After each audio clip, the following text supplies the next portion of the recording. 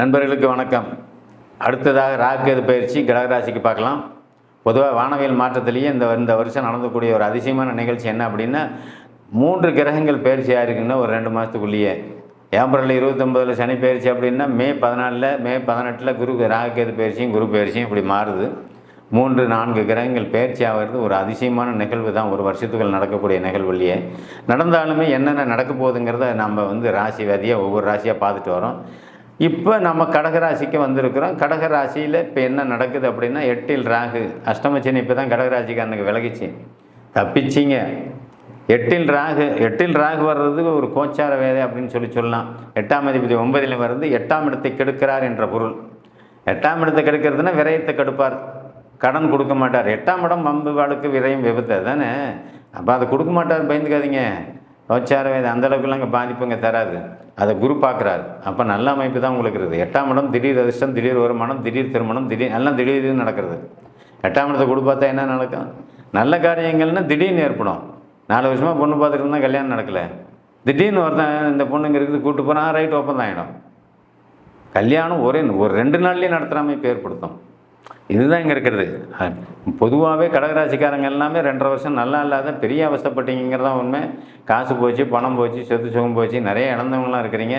என்ன தொழிலே பாவம், மாதம் ஒரு 15,000 20,000 சம்பளம் வாங்கிட்டு இருந்தான், அந்த வேலையும் போச்சு. அவன் எப்படி தான் பிழைக்கிறது? இது எல்லாமே நடந்திருக்குது. இது எல்லாமே 2 வருஷமாக நடந்தாச்சு. சரி, இப்போ ராகு 8க்கு வர்றார். ராகு 8க்கு வந்தார். எங்கே 8ல் இவ்வளோ நாள் சனி நம்மளை பிரச்சனை பண்ணார். இப்போ ராகு என்ன பண்ண போகிறாரு தெரியலன்னு எல்லாம் பயமும் வரும்.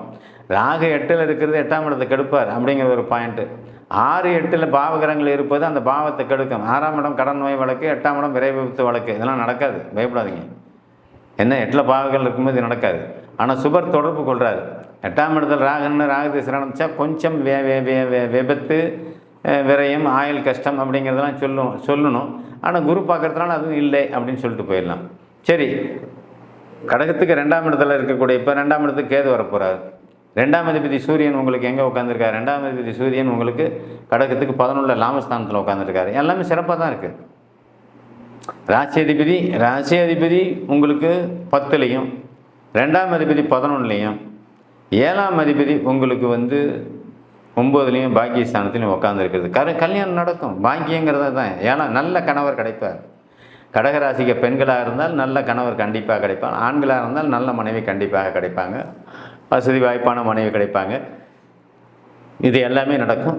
ஒரு சில நண்பர்களுக்கு நடக்கிற மாதிரி நடந்து அந்த நிகழ்வை தட்டி கழிச்சிடும். ஏன் அந்த ஒரு சில நண்பர்களுக்குன்னு அதை நாம் இங்கே எடுக்கிறோம் அப்படின்னா, உங்கள் அமைப்பு இது 2 விதமாக தான் இந்த ராசிக்கு நான் பலன் சொன்னோம். அது ராகு பயிற்சிக்கும் அப்படி தான் சொன்னேன், சனி பயிற்சி குரு பயிற்சிக்கும் அப்படி தான் சொன்னேன். ராசிநாதன் அப்படின்னு சொல்லக்கூடிய சந்திரன், கடக ராசிக்கு அதிபதினு சொல்லக்கூடிய சந்திரன், அவர் 2 நாளைக்கு ஒரு வீடு மாறுறவர்.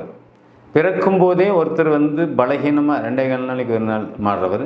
பிறக்கும்போதே ராசி நீச்சத்தில் இருக்க பிறந்தவர்கள், ராசி சனியோடு இணைந்து இருக்க பிறந்தவர்கள், ராகுவோடு ராசி இருக்க பிறந்தவர்கள். கடகராசிக்காரன் மட்டும் நான் சொல்கிறேன். பிறக்கும்போதே ராசிக்குள்ள ராகு இல்லை, சந்திரனோட ராகு இல்லை, சந்திரனோடு சனி, இப்படி இருக்க பிறந்தவர்கள் கண்டிப்பாக பாதிப்பு தான் சந்திப்பீங்க. ஆமாம், ராசிநாதன் ராசி பலகீனமானாலே அங்கே கெட்டுப்போச்சும் எல்லா விஷயமும். உங்களால் நீங்கள் திறம்பட செயல்பட முடியாது. கோழை, எந்த விஷயத்தையும் துணிச்சலாக இறங்க முடியாது. பொண்ணு பார்க்க போனால் கூட பார்த்துட்டு பையனுக்கு பார்த்துட்டு அவங்க கொடுக்கலாம், அப்படியே எந்திரிச்சு வந்துடுவீங்க. அவங்ககிட்ட கொஞ்சம் நல்ல ஃப்ரெஷ்ஷாக பேசி அந்த பிரெயின் வாஷ் பண்ணி உங்களால் பேசி வர வைக்க முடியாது. அந்த அளவுக்கு கோழையாகவும் தைரியமற்றவர்களாக இருப்பீங்க. கடன் வாங்கிறதுக்கும் கூச்சப்படுவீங்க. கேட்டாலும் கிடைக்காது, ஆனால் கேட்குறதுக்கே கூச்சப்படுவீங்க. யார்கிட்டையும் கடன் கேட்க பிடிக்காத அளவுக்கு மனசு ஓடிக்கிட்டு இருக்கோம். என்ன ஒருத்தங்கிட்ட வாங்கிட்டா எப்போ கட்டுறது பயம். அதுதான் ராசிநாதன் பலகீனம் அப்படின்னு சொல்கிறது நாங்கள். அப்போ இவங்க எல்லா விஷயத்திலும் வாழ்க்கையில் தோல்வியை சந்திக்கிறாங்க. கல்வி போன்ற விஷயத்திலிருந்து, வேலைவாய்ப்பு போன்ற விஷயத்திலிருந்து, திருமணம் போன்ற விஷயத்திலிருந்து, என்ன ஒருத்தரை எதிர்த்து ஃபைட் பண்ணி போராடுற விஷயத்திலேருந்து தோல்வி தான் சந்திக்கிறீங்கிறது தான் உண்மை. ஏன்? அதனால தான் ராசிநாதன் பலகீனமாக இருக்கக்கூடியவர்கள் எல்லாருமே எந்த வகையிலுமே உங்களுக்கு டிஸ்டர்பன்ஸ், அதாவது தொந்தரவுகள் அதிகம் கொடுப்பார் ராகு. காரணம் என்ன? ராகு குருவின் பார்வையில் இருந்தாலும் உங்களுக்கு முதலில் அவர் எங்கே தொடர்பு கொள்கிறார்? 6ஆம் இடத்தோடு தொடர்பு கொள்கிறார். கடகராசிக்காரனுக்கு 6ஆம் இடத்தை குரு தொடர்பு, திரும்ப உங்களுக்கு 8ஆம் இடத்தையும் தொடர்பு கொள்வது ஒன்றும் பெரிய நன்மைன்னு சொல்ல முடியாது. கடன் வாங்கி எல்லாம் செய்வீங்க, கடன் வாங்கி வெளிநாடு போவீங்க, கடன் வாங்கி வேலைக்காக பணம் கட்டுவீங்க. வேலை கிடைக்குதா இல்லையா, வெளிநாடு போகிறியா இல்லையா, அது உங்கள் ஜாதகத்தினுடைய அடிப்படை அமைப்பை பொறுத்தது. ஆனால் இந்த கோச்சாரத்தில் இன்றைக்கி கிரகங்கள் இருக்கிற அமைப்பை பொறுத்ததில் இந்த மாதிரி மைண்டில் தான் நீங்கள் இப்போ இருப்பீங்க. வேலை சரியா இல்லை, கடன் வாங்கி விசா வாங்கி நம்ம வெளிநாட்டுக்கு போகலாம். என்ன, சில பேருக்கு வேலை இருக்கும், அந்த வேலை செய்ய பிடிக்காது. சில பேருக்கு கல்யாணம் கைகூடி வந்திருக்கும், கல்யாணம் பண்ணுறதுக்கு பணம் இருக்காது. எந்தெந்த வகையிலே நிற்கும். சில பேருக்கு எல்லாமே ஏற்பாடாகி ரெடியாகவும் உடம்பு சரியில்லாமல் போயிடும், படுக்க வச்சிடும். நிறைய நடந்திருக்கு அது மாதிரி. கல்யாணம்லாம் பேசி முடிப்பாங்க, அவன் ஹாஸ்பிட்டலில் அவனுக்கு வந்து ஒரு தீராத உடம்புல டக்குன்னு ஒரு கம்ப்ளைண்ட் வந்து அவன் ஹாஸ்பிட்டலில் போய் படுத்திருப்பான். அப்புறம் எப்போ கல்யாணம் பண்ணுறது, அவன் குணமாக எப்போ வெளியே வரானோ அப்போ தான். இந்த மாதிரி நிறைய விஷயங்களில் பாதிக்கப்படுறது ராசி பலகீனம் ஆகிற ஒரே காரணத்தினால, ராசிநாதனாகவும் அவரே இருக்கிற ஒரே காரணத்தினால அந்த பலகீனம்ங்கிறது அங்கே கண்டிப்பாக கொடுக்கும். ரெண்டாவது, இந்த ராசியில் இருக்கக்கூடிய பருவ வயதில் கல்யாணமாகி குழந்தைகள் இருக்கக்கூடிய கணவன்மார்களுக்கும் மனைவிமார்களுக்கும் உயிர்கண்டமோ உயிர் கஷ்டமோ உயிர் ஆபத்தோ கண்டிப்பாக உண்டு.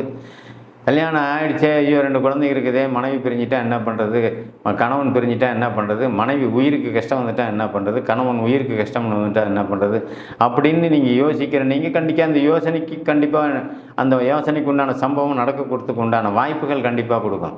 அவங்களுக்கு கஷ்டத்தை கண்டிப்பாக கொடுக்கும். உடல் ரீதியான அமைப்பு அதுதான், உயிர் கெடுமா உடல் கெடுமா அப்படின்னு நம்ம இங்கே கணக்கெடுக்கிறோமில்ல. அப்போ உங்களுக்கு 2ஆம் அதிபதி திரும்ப 7ஆம் அதிபதி, 7ஆம் அதிபதி சூரியன் பார்க்கிறது ஆத்மகாரகன், உயிர்காரகன். 7ஆம் அதிபதி சனி. கடக சிம்ம லக்னத்துக்கு எவ்வளவுதான், கடக சிம்ம ராசிக்காரர்களுக்கு எவ்வளவுதான் சனி நல்லவராக இருந்தாலும் கூட அவருக்கு உண்டான கெடுதலை செய்யத்தான் செய்வார். ஆயில் பிரச்சனை கொடுக்க தான் செய்வார். ஏன்னா ராசிக்கு 8ல் ராகு, சந்திரன் பலகீனம். அப்போ அந்த வயதில் இருக்கக்கூடியவங்க நல்லா வாழ்ந்துக்கிட்டு இருக்கிறவங்க, கணவர் நல்ல வேலைக்கு தான் இருக்கார், மனைவி நல்ல உத்தியோகத்தில் இருக்காங்க, 2 குழந்தைங்க இருக்குது, அவங்கெல்லாம் பாதுகாப்பு பண்ணுறதுக்கு வீட்டில் 2 பெரியவங்க இருக்கிறாங்க, அவங்க எல்லாமே வழி அனுப்புகிறாங்க, பண்ணுறாங்க, போகிறாங்க, இதெல்லாமே ரைட்டு. ஆனால் நீ சந்தோஷமாக இருக்க முடியுமா? எல்லாமே நல்லா நடந்துக்கிட்டு இருந்தால் தான் சந்தோஷம். அப்போ அங்கே அடிப்படுது, ஒரு வாய்ப்பு கெடுது, ஒரு விபத்து நடக்குது, ஒரு தொழிலில் சிக்கல் வருது, அப்போ தானே நம்ம மன உளைச்சலுக்கு ஆளாகிறோம், மனசு ரொம்ப வேதனைப்படுறது அப்போ தானே. ஆக 8ல் இருக்கிற ராகுவும் 9ல் இருக்கிற சனி எப்படி இருந்தாலும் சந்திரன் பலகீனமாக இருக்க பிறந்தவர்கள், அதாவது ராசி அதிபதியாகிய சந்திரன் பலகீனமாக இருக்க பிறந்தவர்கள் கண்டிப்பாக சிக்கலை நீங்கள் சந்தித்து தான் ஆகணும். அது எந்த திசை நடந்தாலும் அது செய்யும். பலகீனம் இல்லாத சந்திரன் வந்து பௌர்ணமியில் பிறந்திருக்கிறான், இல்லை குரு பார்வையில் வந்திருக்கிறான், இல்லை சுக்கரனோட இணைஞ்ச சந்திரனாக இருக்கிறாங்க அப்படின்னா உங்களுக்கு அந்த சிக்கல்லாம் கண்டிப்பாக இல்லை அப்படிங்கிறது தான் அங்கே உண்மை. அந்த சிக்கல் வராது. அதனால் நீங்கள் அதை பற்றியே கவலைப்பட வேண்டியதில்லை. நான் சொன்ன அமைப்பு இருக்கிறவங்களுக்கு மட்டும்தான் இந்த பாதிப்பு. சரி, அடுத்ததாக படிப்புக்கு வருவோம். கடக ராசிக்கு அதிபதி, கடக ராசிக்கு 3, 12 கூடியவர் புதன், அவர் 11ல் இருக்கார். 4ஆம் அதிபதியும் புதனும் தான் அங்கே நல்லா இருக்கணும், அப்போ தான் படிப்பு. அப்போ 4ஆம் அதிபதி உச்சத்தில் தானே இருக்கார். 4ஆம் அதிபதி உச்சமாகி காரகனாகிய புதன் 11ல் உட்கார்ந்து இருக்கும்போது உயர்கல்வி அமைப்பு, மருத்துவம் சார்ந்த துறை, என்ன ஐஏஎஸ் ஐபிஎஸ் படிக்கிறவங்க, நல்ல ஒரு அகாடமியில் கோச்சிங் சென்டரில் இருக்கிறவங்களுக்கு எல்லாமே ஒரு நல்ல அமைப்பும் வாய்ப்பும் கண்டிப்பாக உண்டு. உள்ளூர்லேயே இருக்கிறவங்க கூட போலீஸ் துறையில், காவல்துறையில் உங்களுக்கு வேலை கிடைக்கக்கூடிய ஒரு அமைப்பு, அந்த அமைப்பு எல்லாமே ஒரு செல்வாக்கான ஒரு அமைப்பு கண்டிப்பாக கடகராசிக்காரனுக்கு இந்த ஏப்ரல் 29 மே மாதத்துலேருந்து நீங்கள் நல்லா இருப்பீங்க அப்படின்னு நம்ம சொல்லிடலாம் ஒரே வரி. மே 14ஆம் தேதி தானே ராகுகேது பயிற்சின்னு, மே 14ஆம் தேதி குரு பயிற்சி, ராகுகேது பயிற்சி 18ஆம் தேதி நடக்குது. அதுக்கப்புறம் இந்த கடகராசிக்காரர்கள் ரொம்ப பொலிவாக தான் இருப்பீங்க. ஒரு சில பிரச்சனைகள் தலை தூக்கி நின்னாலும் கூட அந்த பிரச்சனையை சமாளித்து வரக்கூடிய அமைப்பில் ஒரு 50% பேர்கள் இருப்பீங்க. சமாளிக்க முடியாத அமைப்பில் ஒரு 50% பேர் இருப்பீங்க. ஏன்னா என்ன தான் கடக ராசி அப்படின்னாலுமே கடக ராசிநாதன் எங்கே இருக்கிறாருங்கிறத வச்சு, நடப்பு திசைகள் என்ன நடக்கிறதுங்கிறத வச்சு தான் சம்பவம் குறிக்கும். பொதுவாக ராசி பலனுக்குள்ளே எதுவுமே இல்லை. இது ஒரு பொதுவான பலன், பொது பலன் தான். அப்போ அந்த ராசி பலனுக்குள்ளே ஒன்றுமே இல்லை அப்படிங்கும்போது இந்த ராசியில் இப்போ இருக்கிறவங்க குழம்பி போயிருந்தாங்க 2 வருஷமாக அப்படிங்கிறது தான் அங்கே உண்மை. குழப்பத்துக்கு காரணம் தொழில் கட்டது, வருமானம் கட்டது, பண இழப்பு தான். அதனால் இனிமேல் அந்த குழப்பம்லாம் இல்லை. எல்லா வகையிலையும் நீங்கள் குழப்பத்திலேருந்து வெளியே வர்றீங்க அப்படிங்கிறது தான் அங்கே உண்மை. குழப்பத்திலேருந்து வெளியே வரக்கூடிய நீங்கள் நல்லா இருப்பீங்களா, நல்லா இருக்க மாட்டீங்களா அப்படின்னா ராசிநாதன் வலுத்து உங்களுக்கு இருக்கக்கூடிய அத்தனை பேரும் கண்டிப்பாக நல்லா இருப்பீங்க. நன்றி, வணக்கம்.